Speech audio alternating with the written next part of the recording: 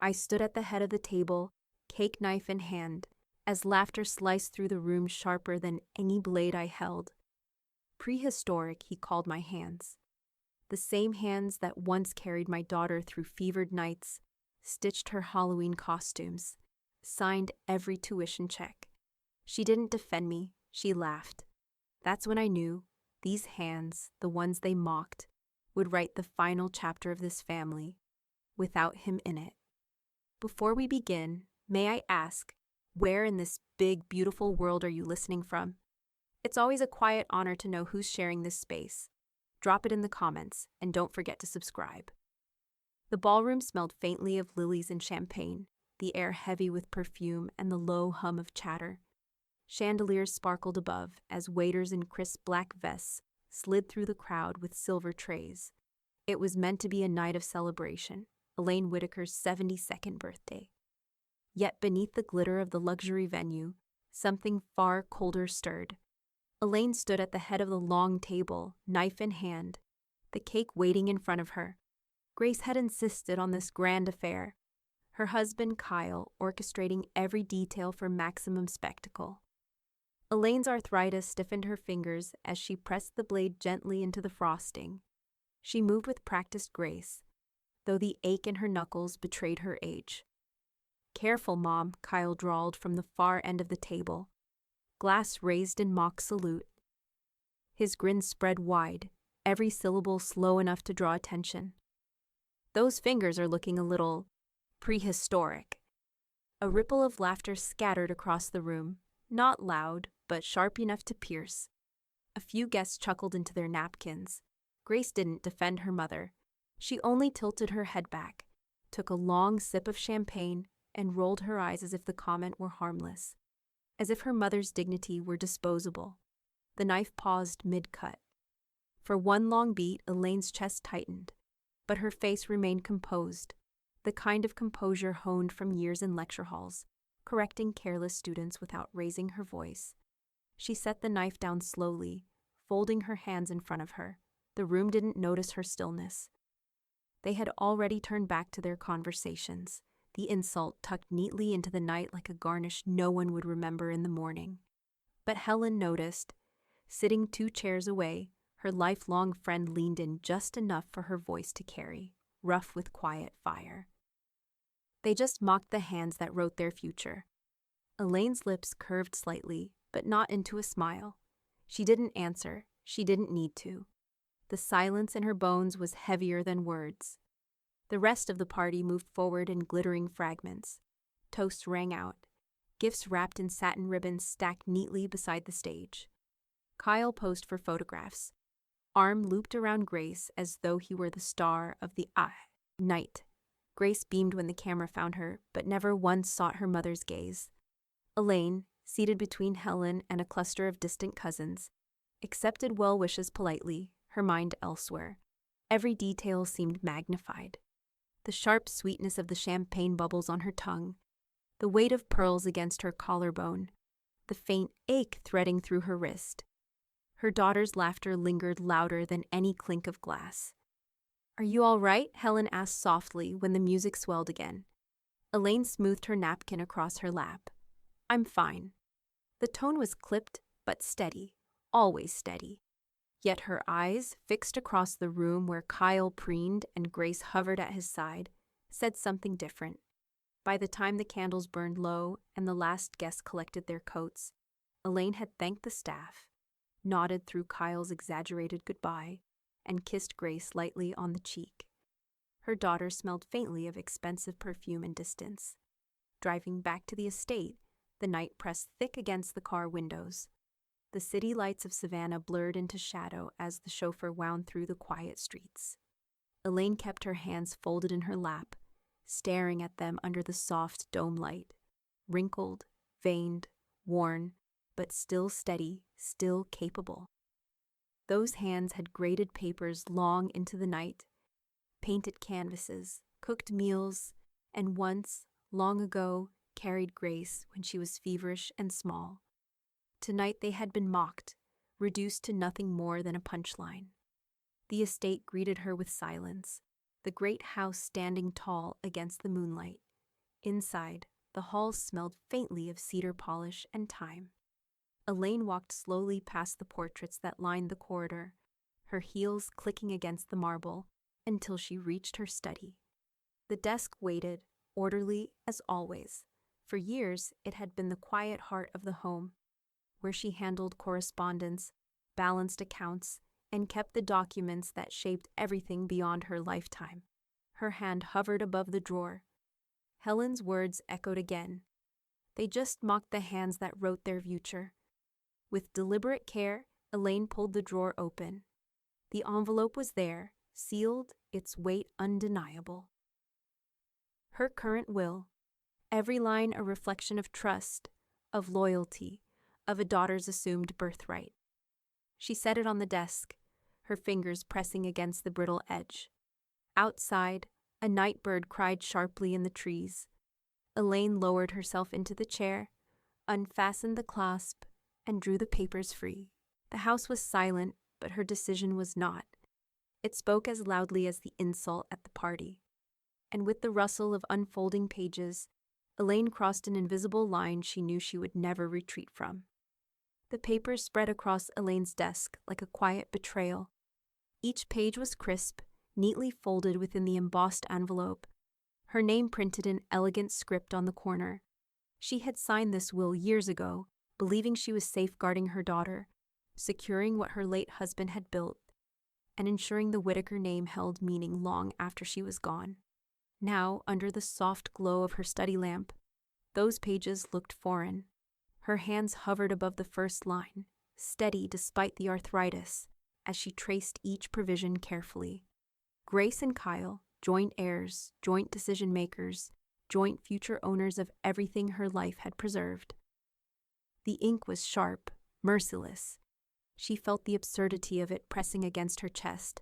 Her home, her artwork, her husband's library, even the azaleas blooming outside her window, all reduced to bullet points and signatures that would one day hand it all to people who mocked her hands in front of strangers. She read on, each paragraph an insult she had once accepted in good faith.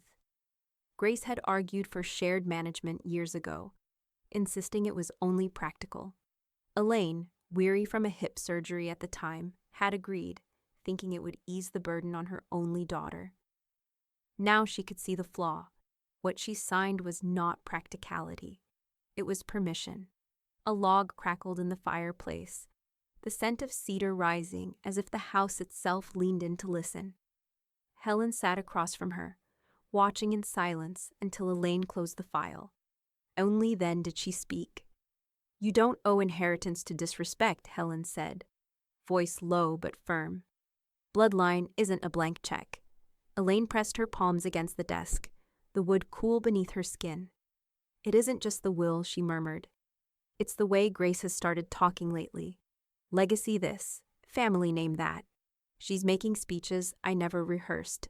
Helen frowned, leaning forward. "She's not talking. She's rehearsing Kyle's script." The words landed heavier than Elaine expected. She pushed the file back into its envelope, the paper sliding like a verdict. Her mind was no longer on the party, no longer on the embarrassment.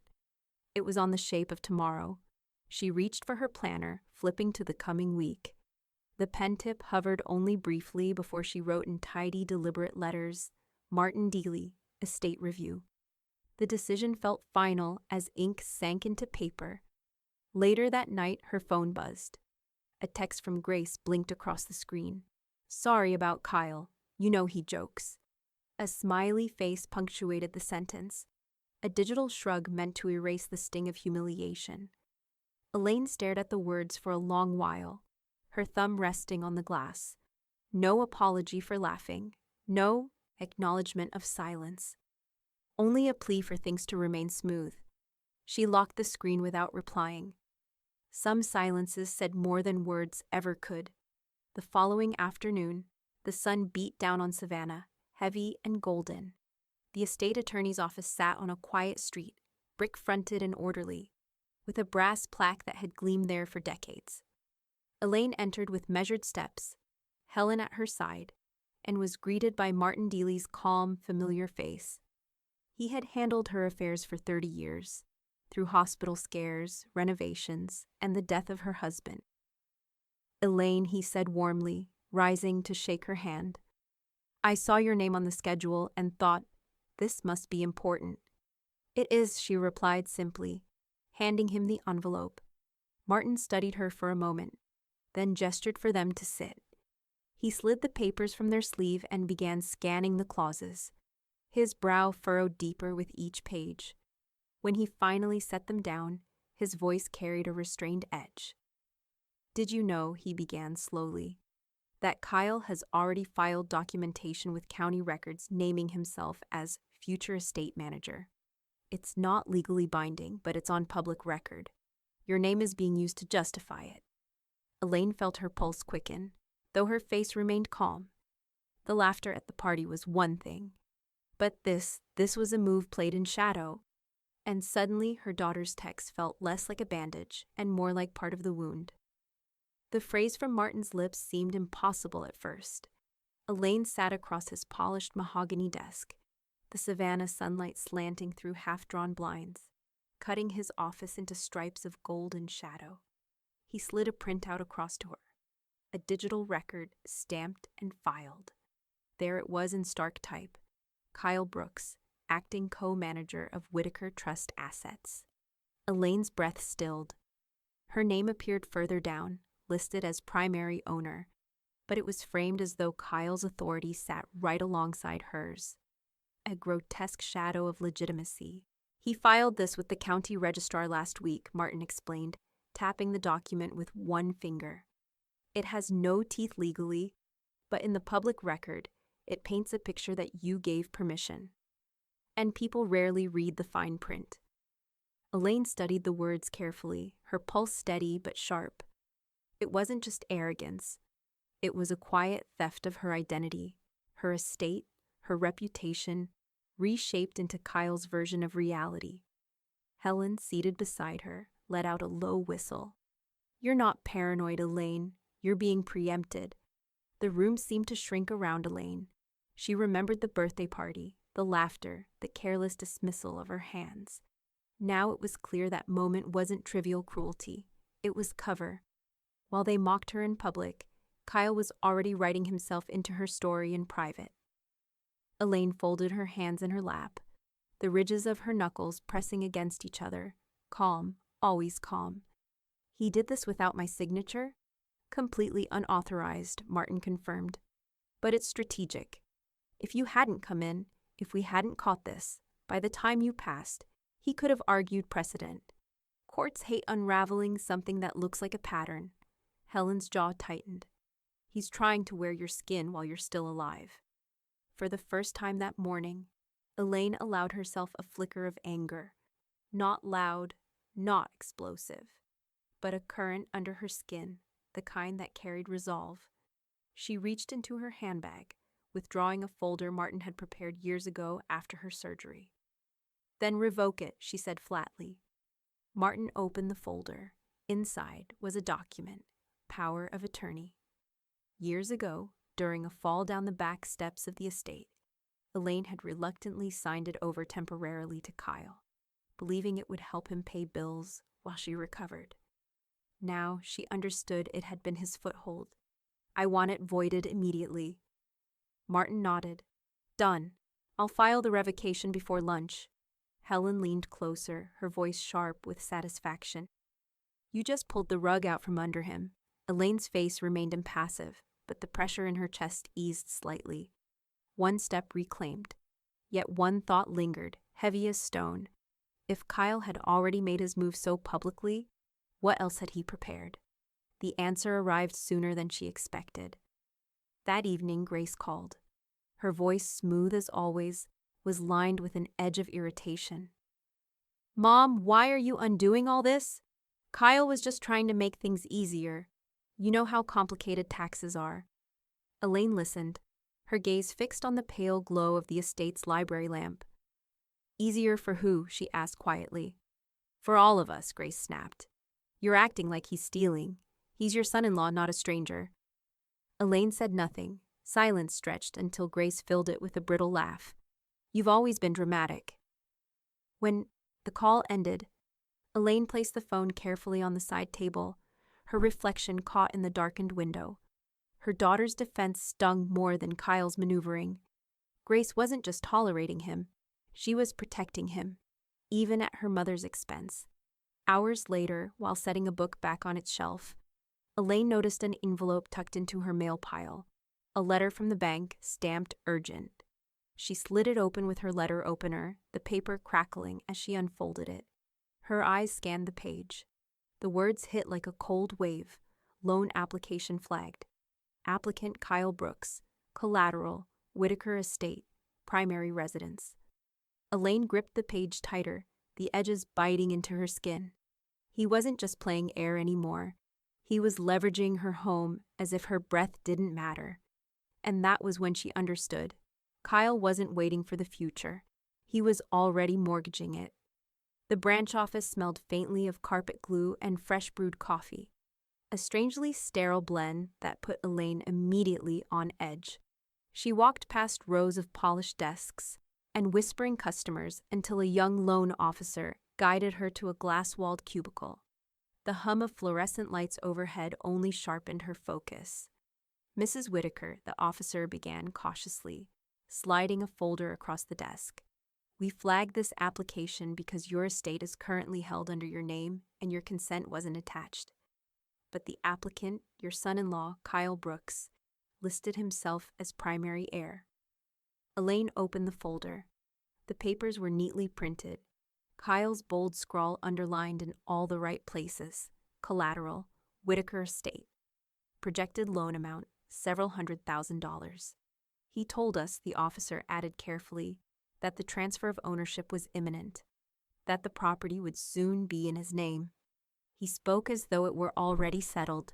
Elaine's throat tightened, though her expression never shifted. She tapped one finger against the application, her pearl ring glinting under the harsh light. "How soon did he say?" The officer hesitated, clearly uncomfortable. "Within the year."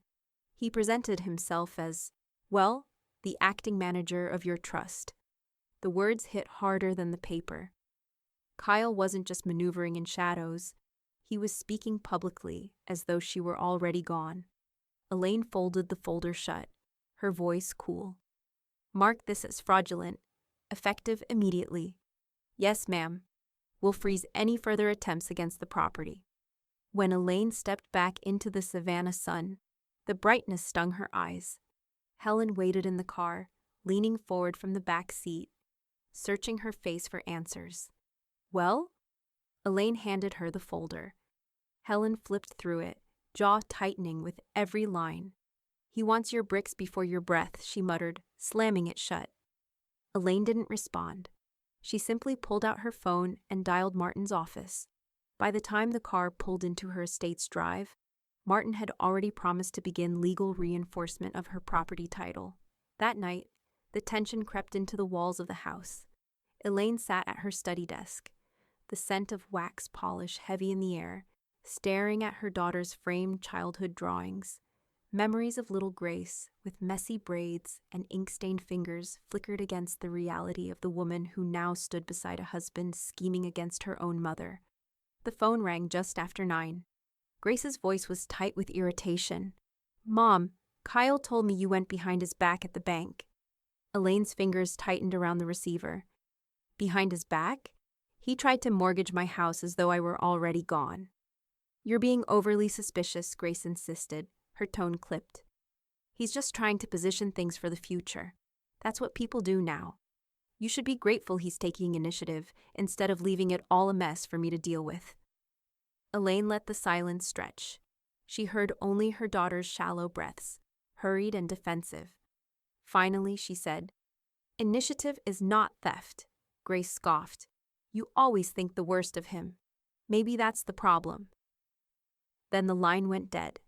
For the first time in years, Elaine allowed herself to sit still in the quiet after such a call, to feel the full weight of disappointment settle across her chest. The following morning, as the azaleas outside glistened with dew, Helen arrived with a tablet in hand. "Look at this," she said grimly. Kyle's face filled the screen, a smug smile, his arm draped around Grace, captioned beneath a post on his social media, "Making generational wealth moves. The future belongs to those who claim it early." Hundreds of likes, comments praising his ambition. Not a single mention of Elaine. Helen set the tablet down. "He's making a stage out of your life." Elaine's gaze drifted past the device to the study drawer where her will lay waiting. For weeks she had endured the jabs, the excuses, the careful erosion of respect. But now, seeing her estate reduced to a pawn in Kyle's performance, she knew words and warnings were no longer enough. She slid the drawer open, the envelope cool beneath her hand. This time, she didn't just examine. She began to draft. The pen scratched across paper, steady and deliberate, each line a reclamation of what was hers. Kyle's name vanished stroke by stroke, and with every word, Elaine's resolve hardened. Her home, her history, her future, none of it would belong to him. The ink smelled sharp in Martin Dealey's office, the paperweight cool beneath Elaine's palm as she steadied the fresh draft of her will. Every line she had once signed in trust now carried a new shape, one carved from resolve rather than assumption. The first stroke of the pen felt like a blade across history. Martin leaned back in his chair, his reading glasses perched at the end of his nose. "We've removed Kyle entirely," he said matter-of-factly, tapping the margin with his pen. "Not a cent, not an heirloom. Grace remains, but conditionally. If she divorces him within 12 months of your passing, she inherits. If not, her share dissolves into the charitable trusts." Elaine nodded, her face still but her heart steady with purpose. She had thought through every clause carefully, down to the sting in each phrase. A no-contest clause was woven into the document. Anyone who tried to dispute her decision would not just lose their claim, they would forfeit even the smallest courtesy left to them. "Punitive measures are in place," Martin continued. "He contests, he loses. She contests, she loses. The archives, the college, the museum. Those institutions inherit what they tried to reduce to property." Helen, perched on the edge of a leather chair by the window, smiled thinly. "He threw a punch," she murmured. "But you wrote a checkmate." Elaine set her pen down. Her hand trembled slightly, not from weakness, but from the weight of what she had just done. For years she had told herself inheritance was inevitable, that family ties were unshakable, but ties cut too deep can strangle. She had chosen release. The will was signed, witnessed, and sealed. Martin slid the packet into its envelope with a solemnity that felt like the closing of a courtroom. "It's airtight," he assured her. "If they try to wriggle in, the clauses will snap shut." On the drive home, the Savannah streets shimmered in late afternoon heat, azaleas blurring past the window in bursts of pink and white. Helen rode beside her, the silence between them comfortable. Elaine could smell the faint trace of her friend's lilac perfume, mingling with the leather of the car seats. "You've given them a choice," Helen said finally. "Grace either sheds him, or she sheds her inheritance. Clean." Elaine's eyes traced the passing oaks. "I wanted to give her more than money. I wanted to give her a chance at dignity. She may not take it, but it will be there." When they returned to the estate, the house felt different, lighter, almost protective of its owner again. Elaine stood in her study, staring at the drawer where her old will once rested. The envelope now inside carried her truest voice, one written in quiet fury, but sealed with care. That evening, as she poured herself a glass of iced tea on the veranda, her phone buzzed. A group message from Grace lit up the screen. "Exciting news. Kyle and I are hosting a charity dinner at the estate next month. Everyone mark your calendars." Elaine froze, the condensation dripping down the glass into her palm.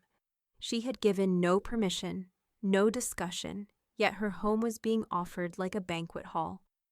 Helen, reading over her shoulder, exhaled sharply. "They're not even asking. They're claiming." Elaine didn't reply. She simply tucked the phone into her pocket and sipped her tea, the ice clinking softly against the glass. A week later, an email arrived from the event organizers. A glossy preview catalog for the charity auction was attached, complete with photographs of the items generously provided by the Whitaker family. Elaine scrolled past pages of antiques, porcelain, silver trays, until her breath caught.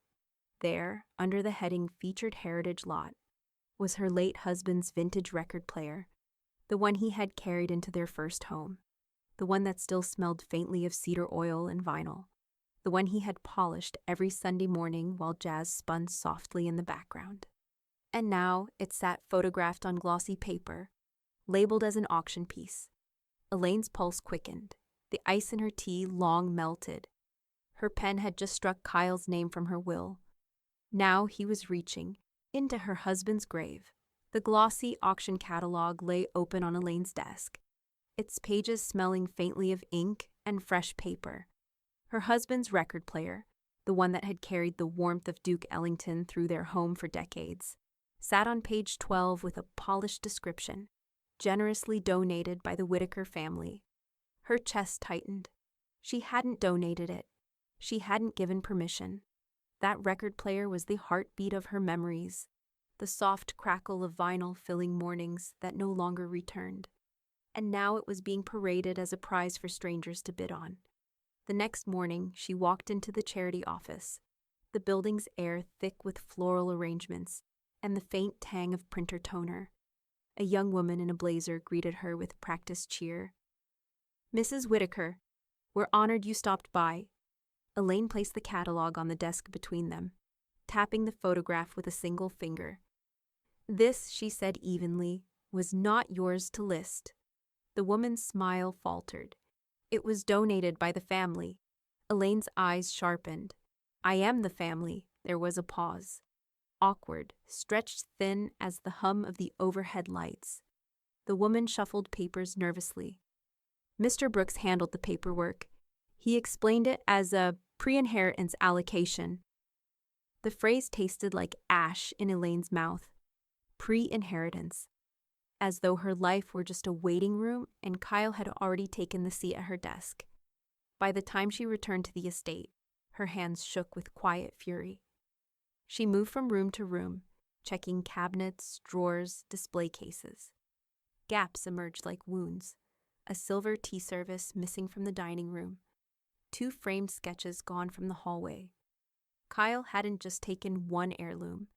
He had been hollowing the house in silence, piece by piece. Helen arrived that afternoon, her sharp eyes catching the changes instantly. "He's hollowing out your house while she watches," she muttered, running a finger along an empty shelf. Elaine wasted no time. She contacted Martin, her voice clipped but firm, and by evening he had drafted a cease and desist letter to the event organizers. "This is misappropriation," he told her over the phone. "I'll have the items pulled from the auction immediately. And if Kyle tries this again, we escalate to civil theft charges." The following day, accompanied by Helen, Elaine walked into the storage warehouse where the auction items were being prepped. The air was cold, filled with the metallic tang of dust and old wood. Workers shuffled crates onto pallets, labeling them with neat tags. Her eyes scanned the rows until she saw it. Her husband's record player, sitting atop a crate, tagged for transport. She approached slowly, placing her hand on the familiar wood. Even under the sterile warehouse lights, it seemed to glow with the warmth of memory. She lifted the tag, tearing it clean in half, her movements steady but final.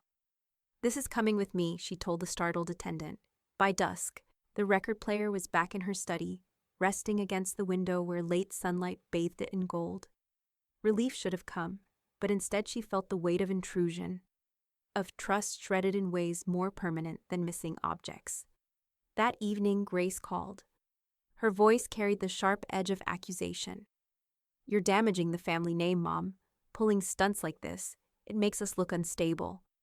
Elaine sat at her desk, fingers resting gently on the record player's worn surface. "The only instability here is a man pawning what isn't his," she replied, her tone even. Grace scoffed. "You don't understand how things work anymore. Kyle's just trying to build a future." Elaine said nothing. The silence that followed was deliberate. and Grace eventually hung up without a goodbye. When the house grew quiet again, Elaine moved to her study drawer. From it, she retrieved a small black camera, sleek and discreet. She turned it over in her hand, feeling the weight of inevitability. If Kyle thought he could rewrite her future, she would begin recording his present. Every encounter, every trespass, captured and sealed. The fight had left the shadows. Now it would be lit frame by frame. The first camera was tucked beneath the carved lip of the hall cabinet, its black lens disguised among polished wood and dustless frames. Another nestled in the corner of her study, the one room Kyle seemed most interested in whenever he thought she wasn't looking. By the end of the week, the estate had grown a quiet set of watchful eyes, each one hers, not his. When she reviewed the recordings, Elaine's pulse slowed into a cold rhythm. There he was, moving through her home as though he were cataloging prey. His hand slid across her desk drawers, pausing on envelopes. His phone camera flashed as he snapped photos of bank letters and contracts. In the dining room, he bent low, muttering numbers as he measured the antique buffet with a tape measure, his smirk visible even in the grainy footage. She paused the frame, staring at his face frozen mid-calculation. This wasn't a man waiting for inheritance. This was a man building an inventory before the body was cold. Helen arrived the next morning, her sharp eyes narrowing as Elaine queued up the footage on her tablet. "Caught in the act," Helen said, lips tight. She opened her own notebook and began sketching columns. "We'll make our own log, every item, every story behind it, down to the nails if we have to. If he tries to contest later, you'll have a record stronger than memory." Together they walked room to room, the scent of lemon polish and old paper filling the air as they catalogued. Elaine described the origins of each piece, her husband's favorite chair, the framed lithographs bought on their honeymoon, the tea service inherited from her grandmother. Helen recorded it all in neat handwriting, a ledger of history that couldn't be pawned off as family donations. To reinforce their defense, Elaine hired a professional appraiser. A week later, a man with wire-rimmed glasses and ink-stained fingers trailed through the house, his voice low as he murmured valuations into a recorder. The scratch of his pen and the metallic click of his measuring tape echoed through the rooms like another layer of witness testimony. Meanwhile, Kyle was staging his own show. Elaine saw it first on a glossy invite, mailed not to her, but to several of her acquaintances. Brooks' family dinner, a celebration of heritage and legacy. The date, the estate address, all printed in bold. That night, as guests arrived in sleek cars that crowded her driveway, Elaine lingered at the edge of the parlor. Kyle raised his glass high, flashing the smile of a man who believed cameras adored him. "This house," he declared to the gathered group, "these antiques, these walls, they'll soon be in my hands. It's our family's next chapter." Laughter bubbled, toast clinked. Grace, standing at his side in a silk dress, smiled as if the future had already been notarized. When Elaine caught her daughter's eye, Grace only shrugged, mouthing, "It's just part of the narrative, Mom. Let him have his moment." Elaine turned away, not trusting her voice to answer. She walked back to her study, closing the door against the hum of Kyle's party. Her cameras were still rolling, catching every boast, every lie. That night she sat at her desk, her reflection wavering in the window glass. The footage was damning, yes, but paper could be shredded and photographs dismissed. Words, however, carried differently when spoken from the lips of the dead. Elaine pulled out a fresh folder and uncapped her pen. She began drafting something far stronger than any clause or ledger. A video will, calm, deliberate, undeniable. Elaine sat beneath the soft glow of the chandelier in her study. The room hushed except for the faint whir of the camera lens. The record light glowed red, casting a reflection against the polished mahogany desk. She had chosen this space carefully. The shelves lined with her husband's books, the scent of cedar and dust, the record player gleaming beside her shoulder. This was not just a backdrop. It was the truth in frame. She folded her hands in front of her, steady despite the ache in her joints. "My name is Elaine Whitaker," she began, her voice low but firm, each word landing like a gavel. "This is my will, spoken and recorded, so there can be no misunderstanding." One by one, she named the people who had touched her life, not in flourishes, but in facts. She spoke of Helen, her constant ally, leaving her the use of the guest cottage and a trust that would pass to Helen's grandchildren. She listed institutions, the women's college that had shaped her teaching career, the museum that would preserve her husband's papers, the local historical archive that would safeguard her heirlooms. When she reached Grace's name, her voice wavered only slightly, then steeled again. "To my daughter, Grace Whitaker Brooks," she said, "I leave a conditional inheritance. Should she divorce Kyle Brooks within 12 months of my death, she will receive her share. Should she choose loyalty to him over honor, the share will pass instead to charity. Marriage is not a shield for cowardice." She let the words settle in the silence of the study, no bitterness in her tone, only the clean weight of consequence. Helen, seated just off camera, watched with folded arms, her eyes bright but dry. When Elaine finished her final lines, "Wealth is earned in deeds, not DNA," Helen rose and pressed her hand gently over Elaine's. "That was cleaner than ink," she said softly. Martin joined them later that afternoon.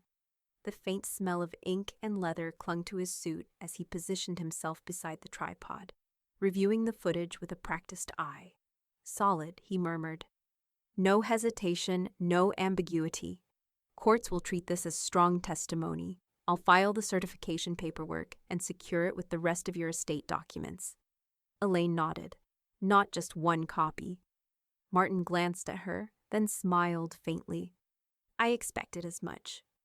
By evening, there were 3 encrypted drives, one sealed in Martin's office vault, one placed in Helen's possession, and one locked inside the estate's fireproof safe. Elaine touched the cold steel of the safe before closing it, a quiet satisfaction settling into her bones. If Kyle thought her silence meant surrender, he would soon discover silence could be sharper than any voice.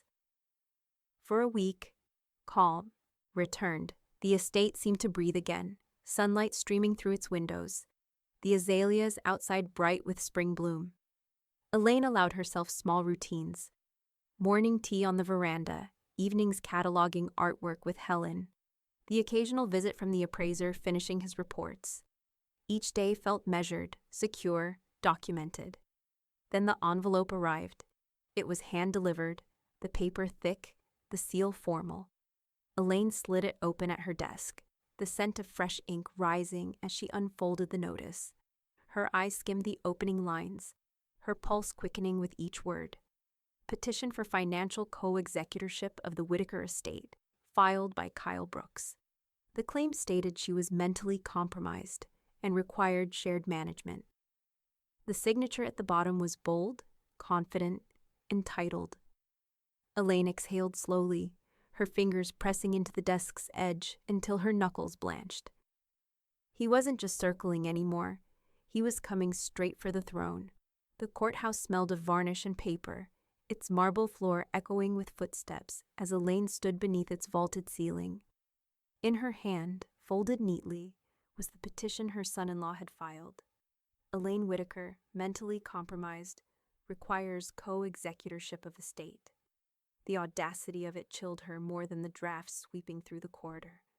She was alive, lucid, and still walking into courtrooms on her own 2 feet. And yet Kyle had already written her into incompetence. Judge Rita Moreau presided with a gaze sharp as cut glass. She read the petition, lips pressed into a thin line, before turning her eyes on Kyle. "You're claiming this woman, standing before me, cannot manage her own affairs." Kyle straightened in his tailored jacket, his voice slick with false concern. "It's not about disrespect, Your Honor. It's about ensuring stability. My mother-in-law has shown lapses, forgetting details, misplacing important documents." He cast a sympathetic glance at Grace, who nodded almost dutifully beside him. Elaine said nothing until the judge's gaze shifted to her. Then she lifted her chin. If there are doubts about my capacity, let them be tested. Judge Moreau ordered a cognitive evaluation within the week. The decision settled over the room like a drumbeat. When the day came, Elaine walked into the clinic, the air sterile with antiseptic, the faint buzz of fluorescent bulbs overhead. The evaluator, a soft-spoken doctor, guided her through tasks, recalling sequences of words, solving puzzles, sketching shapes. Her hands ached as she drew, but her mind cut clear and precise. She recited lists backwards, named governors and capitals, recalled the date and time down to the minute. When the score came back flawless, the relief was not just hers. Helen clasped her hand, whispering, "You didn't just pass, you dismantled him." Martin wasted no time. The following morning, he filed a countersuit: defamation, attempted estate fraud, misrepresentation before probate court. He spoke calmly as he explained it over Elaine's dining table, his glasses catching the amber light of evening. He wanted to paint you as fading. Now the record shows you're sharper than most half his age. That paper trail will follow him. Still, the blow from Grace came harder than the petition itself. She called late, her tone brittle, her loyalty knotted in Kyle's corner. "Mom, you're escalating this unnecessarily. You didn't need to humiliate him in court."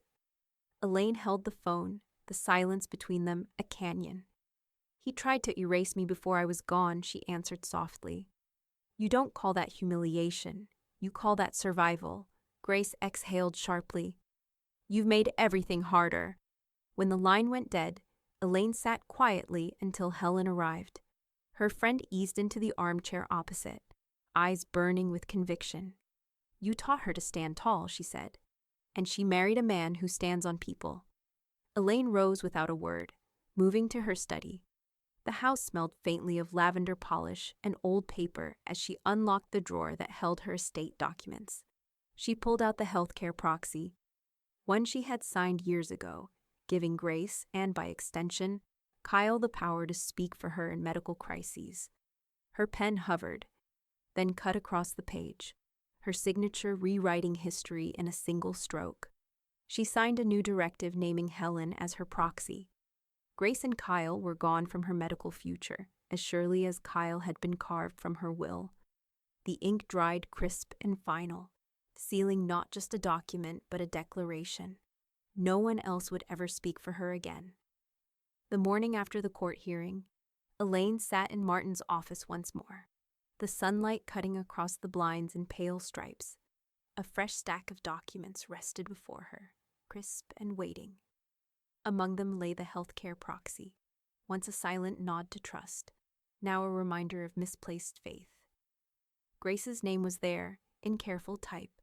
Kyle's followed, ink binding them to her future. Elaine picked up the pen.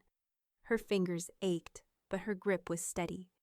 She struck through their names in a single motion and wrote the new one: Helen Carter. "Notarized and witnessed," Martin confirmed, sliding the stamped form across to her after sealing it. "I'll send copies to every hospital in Savannah. If there's ever an emergency, they'll call Helen, not Grace, not Kyle."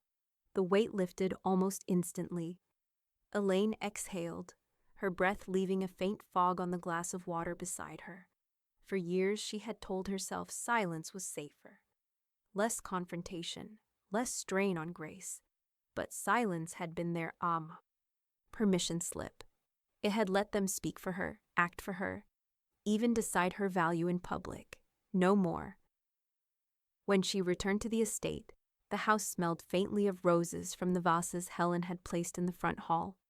Elaine settled at her desk, pulling out a piece of cream stationery. She wrote by hand, each stroke deliberate, ink curling across the page with finality. "Grace, your loyalty made my choice simple. I cannot entrust my body or legacy to someone who stands by mockery and theft. I love you, but love does not excuse betrayal." She sealed the letter, pressing her thumb hard against the wax until it cooled. The next day, Martin's work expanded the circle. He amended final instructions, adding Helen to the chain of custody for Elaine's estate documents. Backup copies were filed at the courthouse and with the bank. Every digital vault was encrypted twice over. Kyle's last threads of financial access were cut without ceremony. His name vanishing from accounts, credit authorizations, and billing notices. Clean slate, Martin said over the phone. His tone carried the same satisfaction as an artist stepping back from a finished canvas, but satisfaction rarely stayed long. 3 days later, Grace appeared at the estate, her arrival announced not by a phone call, but by the grinding crunch of tires across the gravel drive. The doorbell chimed sharply through the halls. When Elaine opened the door, her daughter stood there, flushed from the heat, eyes blazing. "You've cut us out of everything," Grace said, before stepping inside uninvited. The perfume clinging to her seemed harsher than usual, almost metallic. "Kyle's accounts flagged this morning. The hospital called me, said my name isn't even on your chart anymore. What are you doing?" Elaine's voice was measured, low enough to steady the air around them. "Correcting a mistake," Grace scoffed, tossing her handbag onto the entry table. "A mistake? You're dismantling your own family. For what? To spite me because I don't babysit every time Kyle makes a joke?" Elaine studied her daughter, the quick flush rising in her cheeks, the defensive posture. There was no trace of the child who had once curled against her shoulder, asking questions about constellations. Only a woman trained to protect a man who chipped away at everything he touched. "I gave you the chance to stand with me," Elaine said quietly. "You chose to stand with him." Grace's lips parted as though to answer, but no words came. Her fists clenched at her sides, trembling with a fury that looked a lot like fear. From the staircase, Helen appeared, her presence calm but solid. "Maybe you should sit," she said firmly, but Grace spun toward the door, pacing as though movement could keep her control intact. "I deserve an explanation," Grace demanded, her voice cracking. Elaine stepped back, her eyes cool. "You will have one." She moved toward the desk in the hall, opened the drawer, and withdrew an envelope already waiting. The paper was thick, its front marked in Elaine's looping hand. Post-mortem truth. Without another word, Elaine held it out to her daughter, her wrinkled hands steady, her expression unshakable. Grace hesitated, staring at the envelope as though it weighed more than stone. Grace stood in the foyer, her perfume sharp in the air, the envelope heavy in her palm. She tore the seal with a quick, impatient flick of her nail and unfolded the pages. Her eyes moved line by line, but her face betrayed nothing. No anger, no sorrow, only a tight stone mask as the silence of the estate pressed in around them. Elaine watched from the opposite chair, her hands folded neatly in her lap. The words Grace was reading were not spontaneous. They were deliberate, chosen with the precision of a lifetime educator marking a final exam. Every sentence had been weighed for clarity, not softness. Grace's voice cracked the silence as she read aloud one line, disbelief threading through her tone. "You didn't protect me. You protected your comfort." She lowered the page, eyes narrowing. "You make it sound like I betrayed you, Mom. All because Kyle teases, because he makes jokes." Elaine's reply came measured, her voice steady as polished stone. "Mockery isn't humor, especially not from those who eat at your table." She leaned forward, her gaze unyielding. "And laughter at another's expense is no shield for loyalty. You chose silence. Worse, you chose to laugh with him." Grace flinched but quickly hardened again, folding her arms.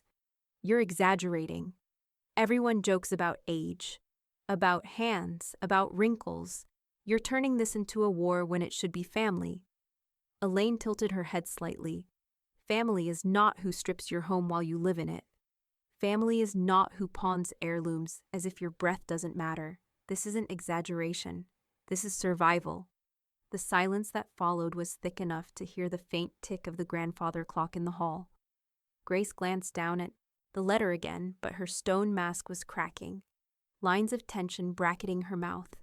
From the staircase, Helen descended with her usual calm. a folder pressed under her arm. She stopped beside Elaine and placed it gently on the table. "Signed and sealed," she said quietly. "Martin will have the packet before sundown." Grace's head snapped up. "You're really going through with this? You've cut Kyle out completely. You've cut me out unless I leave him?" Elaine nodded once. "Choices have consequences, and this is yours to make, Grace, not mine." Her daughter's eyes shimmered, not with tears, but with the fury of someone who had always assumed entitlement was permanent. "You'll regret this," she hissed, snapping the letter closed. "You'll die alone in this house." Elaine rose slowly, her hand brushing the back of the armchair for balance. Her voice, when it came, was quiet but unyielding. "Better alone than stolen from." Grace turned sharply, heels clicking against the marble as she stormed out. The slam of the front door rattled the vases in the hall. Silence folded back over the estate like a heavy quilt. Elaine exhaled, her shoulders sinking. Helen touched her arm gently. "You said it, all of it, and she heard you, whether she admits it or not." Elaine looked down at the folded letter Grace had left on the table. The wax seal cracked like a broken promise. She gathered it carefully, sliding it back into the drawer where her other documents rested. Then, with quiet resolve, she moved toward the dining room. She opened a drawer and retrieved a pack of small colored stickers. Red, blue, yellow, a simple code, yet more permanent than words. One by one, she pressed them onto heirlooms. The grandfather clock, the oil painting above the mantel, the china cabinet. Each sticker carried a note in her tidy handwriting: name, purpose, destination. Her home would no longer be hollowed by anyone else's hands. Elaine moved slowly through the parlor, a sheet of small colored stickers balanced in her hand. Red for charity, blue for institutions, yellow for the Whitaker Archive, green for personal gifts. Each sticker carried a number, cross-referenced on her master spreadsheet. What Kyle had tried to do in secret, she now did openly, with precision he could never counterfeit. She pressed a red sticker onto the carved edge of the mahogany buffet, then lifted her pen to jot a note. Lot 14, Buffett circa 1890, appraised at $7,400. Destination, Women's College of Savannah. The room smelled faintly of lemon polish and the dust of old velvet curtains. Her handwriting curled neatly across the page, every stroke deliberate. This wasn't simply cataloging objects. It was telling their stories, leaving them protected, untouchable. Helen arrived mid-morning, carrying a stack of fresh archival sleeves. Her granddaughter, Lily, trailed shyly behind, her sneakers squeaking against the hardwood. Elaine smiled, gesturing them into the parlor. "Today," Elaine said, "you'll learn why these walls matter." She led Lily from item to item, explaining their origins. The oil painting bought on a rainy afternoon in New Orleans. The set of porcelain cups carried back from Boston. The quilt sewn by her grandmother when the Whitaker home was still a modest farmhouse. Lily's eyes widened, her fingertips grazing the quilt's stitched edges. Helen caught Elaine's glance and nodded. "Better she learns from you than from an auctioneer's catalog." By evening, the master spreadsheet had grown into a living map of the estate. Every heirloom had a story attached, every figure marked with its appraised value. Elaine saved 3 copies, one printed, one encrypted, and one placed in Martin's vault. The work was tedious, but it gave her a sense of control sharper than anything in recent months. Where Kyle had measured and appraised in secret, she had preserved with transparency. Where he saw profit, she left history. Her phone buzzed just after dinner. A message from Grace lit the screen. A string of photos showing letters Martin had sent, cease and desist orders, filings to protect assets. Her daughter's caption followed. "Look at this. Legal threats to our family name. Do you see what you're doing?" Elaine stared at the screen, her expression still. The words family name echoed with a hollow ring.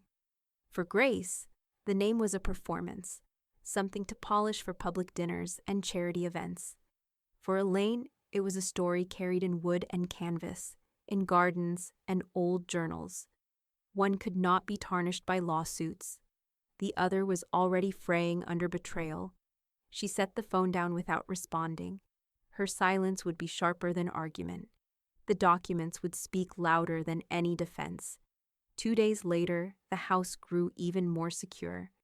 Helen helped affix tamper-proof seals across trunks, cabinets, and storage rooms. Each one carried a serialized code, logged into Elaine's spreadsheet. As the adhesive snapped into place, the seals gleamed under the warm light like small shields. "Let him try to break these," Helen said, satisfaction in her voice. "It'll only prove what we already know." Elaine pressed the last seal against the lid of a cedar chest that smelled faintly of lavender. "If he opens this," she murmured, "he'll find more than evidence. He'll find a locked door he'll never pass."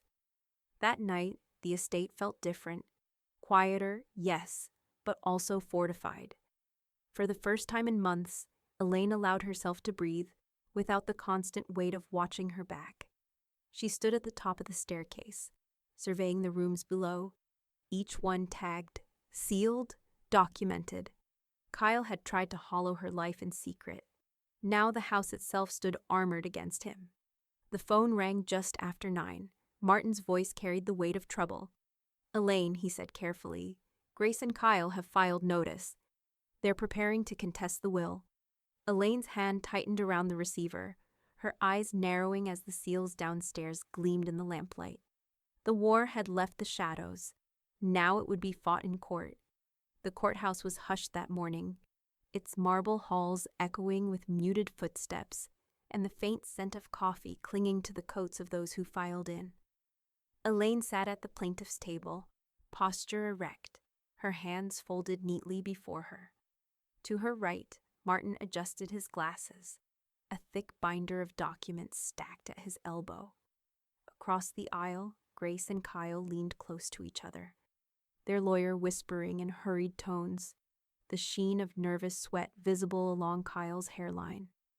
Judge Rita Moreau entered with the authority of someone who had no patience for games. She scanned the case file before her, her brow lowering. "We're here today to address the petition of Grace Whitaker Brooks and Kyle Brooks contesting the last will and testament of Elaine Whitaker," she said crisply. "Let's begin." Kyle's attorney launched into a polished argument, words about fairness, family duty, emotional strain. He painted Elaine as a vulnerable widow, manipulated by outside influence. "This will was constructed under duress," he declared, gesturing toward Helen seated in the gallery. "It strips her rightful heirs of their legacy and funnels assets to third parties with no familial bond." Elaine did not flinch. Her expression was calm, but her gaze sharpened as Martin rose to speak. "Your Honor," Martin began, his voice steady, "what you just heard is fiction. Allow me to present the facts." He opened the binder and slid forward a series of exhibits. First came the county filing Kyle had made, the fraudulent acting co-manager document stamped months earlier. Next, the bank records of the loan application. Kyle's signature boldly sprawled across pages that claimed the estate as collateral. Then the photographs, Kyle rummaging through drawers, appraising antiques, his phone light flashing as he cataloged private property. The air in the courtroom shifted, whispers rising in the gallery. Martin's tone sharpened. This was not a man preparing for generational responsibility. This was a man attempting to strip a living woman of her home while she was still alive. Helen took the stand next. Even at 73, her voice rang like steel striking marble. She described the cataloging, the seals, the missing items. Her words cut clean and unwavering, every detail lined up like evidence in a trial more criminal than civil. Grace squirmed, her fingers twisting the hem of her blazer. At last, unable to contain herself, she stood. "This isn't fair. She's being manipulated. She doesn't—" Judge Moreau raised a hand, her gaze freezing Grace in place. "Sit down, Mrs. Brooks." Her voice was sharp, final. "This is your mother's voice. The documents, the video, the inventory, they all speak louder than your interruptions." Grace's face flushed, but she obeyed. sinking back into her seat, her eyes burning with humiliation. The judge flipped through the certified will, pausing briefly at the section Grace had once assumed was hers by birthright. She lingered, then set the papers aside.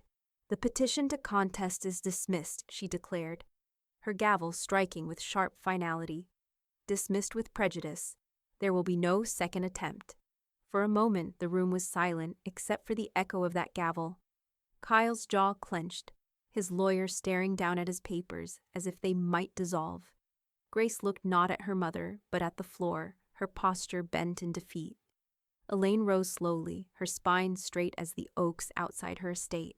She felt no triumph in the dismissal, only the clean relief of truth set firmly in place. But she wasn't finished. That afternoon, back in Martin's office, she laid a fresh folder on his desk. Inside was her final addendum. Typed, signed, notarized. All charitable gifts doubled. The museum, the college, the archive. Even Helen's family trust had grown. Martin lifted the pages, eyebrows arching. "You're certain?" Elaine's smile was faint, but resolute. "They wanted to challenge my choices," she said. "Now the world will know exactly how little they ever mattered." The pen felt heavier than it had the first time. Elaine's hand, pressed firmly to the paper, her signature curling at the bottom of the addendum with deliberate strokes. The smell of ink mingled with the faint leather polish in Martin's office. When she lifted the pen, the weight shifted off her shoulders. The words on the page were clear, undeniable: her fortune, her home, her legacy. All redirected to places that had given her life meaning. Martin slid the signed document into its folder with care. "The museum will be ecstatic," he said, tapping the file gently. "And the college. This endowment will outlast us all." Elaine nodded. "That's the point." The addendum doubled the charitable gifts she had already arranged. A local museum would receive her husband's collection of manuscripts and first editions, along with a financial fund to preserve them. The women's college where Elaine had once taught would inherit not only scholarships, but a wing named in her honor. And an orphan care program in Savannah, often overlooked, would find itself with a trust large enough to sustain it for decades. She had carved the estate away from those who mocked her and planted it instead into soil that might actually grow something. Helen, sitting near the window, smiled when she heard her granddaughter's name included in the trust addendum. "You've done more for my family than we could ever repay." Elaine shook her head. "Repayment isn't the point. Continuity is." She turned toward Helen, her voice softening. "The cottage is yours. Your family should always feel welcome here." The sunlight shifted through the blinds, striping the office with gold. For the first time in months, Elaine felt the gnawing weight in her chest release, replaced by a calm that seemed to echo from the foundations of her home. Later that afternoon, she walked slowly across the cemetery lawn, the gravel crunching softly beneath her shoes. Spanish moss hung from the oaks like muted curtains, the air thick with the faint sweetness of magnolia blooms. She carried a small bouquet of white lilies, their stems cool against her palm. Her husband's headstone stood tall among the rows, the name Whittaker carved deeply into granite. She knelt, her knees aching against the grass, and placed the lilies at its base. Her fingers lingered on the stone, tracing letters she had memorized years ago. "She broke my heart," she whispered, "and he tried to sell it." Her voice trembled, not with weakness, but with the exhaustion of truth finally spoken aloud. "But it's safe now. What we built, it will stay safe." A breeze stirred, carrying the faint rustle of leaves. Elaine closed her eyes for a moment, letting the quiet fill her lungs before standing once more. When she returned to the estate, the house felt different. Still, but not hollow. Every room bore the weight of stickers, spreadsheets, seals, and yet instead of feeling like defenses, they now felt like guardians.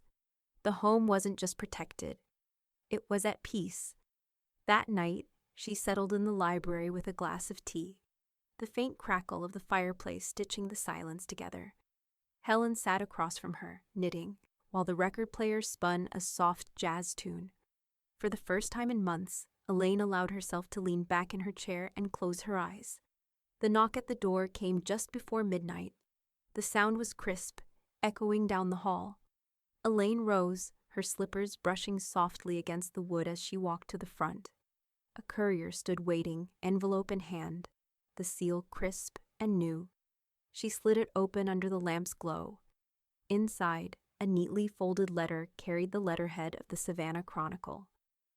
"Mrs. Whitaker," it began, "we would like to run a feature on your story. The community deserves to hear how you defended your legacy." Elaine lowered the paper slowly, her pulse quickening. The war inside her home had already changed her life, but now the world wanted to hear it too. The article hit Savannah on a warm Sunday morning, its headline bold across the glossy cover of the Savannah Chronicle.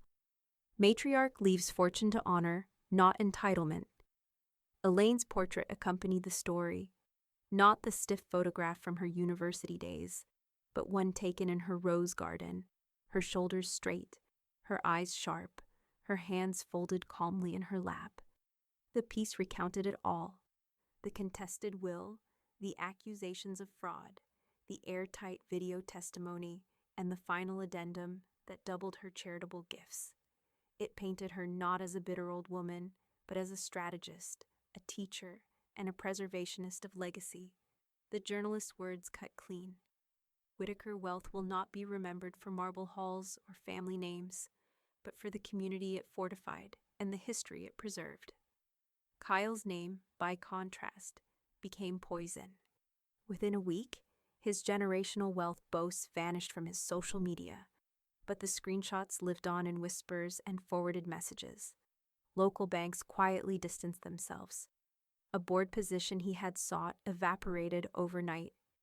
He became the punchline of Savannah dinner parties, the man who tried to steal from a living woman and failed spectacularly.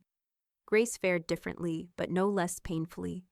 The social circles she once cultivated with glittering smiles cooled into silence. Invitations stopped arriving.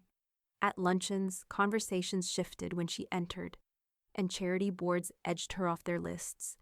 She was not humiliated openly. She was simply left out, her absence louder than presence.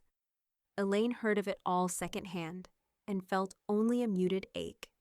Grief not for the loss of reputation, but for the daughter who had chosen loyalty to convenience over loyalty to blood. She did not rejoice in Grace's fall, but neither did she intervene. Silence, after all, had been Grace's weapon. Now it was her consequence. 2 weeks after the article, Elaine hosted her final garden brunch. The azaleas flamed pink against the wrought iron fence. Bees drifted lazily over the roses, and the air smelled of honeysuckle and fresh bread. Only close friends were invited: Helen and her family, a few former colleagues, the appraiser who had helped her document every heirloom. The tables gleamed with white linen and crystal glasses, sunlight filtering through branches to dapple the plates. As the last dish was cleared, Elaine stood, her hands resting lightly on the back of her chair. Conversations hushed. She unfolded a slip of paper, her voice carrying steadily across the garden. "I want to read you a line from my will," she said. Her eyes scanned the words before she spoke them aloud. "Wealth is earned in deeds, not DNA." The silence that followed was not heavy, but reverent. Helen's granddaughter smiled faintly, her eyes fixed on Elaine's hands. Wrinkled, yes, but steady as ever. In the months that followed, her story stretched beyond Savannah. Estate planning seminars quoted her clauses, law students studied her video testimony, and her no-contest provision became a model for airtight protection. Her case was retold in classrooms as the example of foresight against entitlement, and her home, the Whitaker estate, transformed into something more than residence. The museum accepted her husband's manuscripts, the college inaugurated the Whitaker Wing, and the orphan care program opened a dormitory in her honor. Her house itself, preserved through her stipulations, was quietly recognized as a historical landmark. Tour guides now spoke not only of architecture, but of the woman who had defended it with precision sharper than any blade. On quiet evenings, Elaine would walk her garden paths, the gravel crunching softly underfoot, and pause by the fountain where she could hear the faint echoes of jazz from the record player inside. Peace had returned to the halls. The house was no longer under siege. Her legacy, once nearly stolen, was secured. And when she was asked, years later, by a young journalist at a seminar, what single moment had changed, everything, Elaine gave only one answer. She mocked my wrinkled hands at the party while my daughter laughed, she said, her eyes calm and her voice unwavering. So I used them to write him out of the will,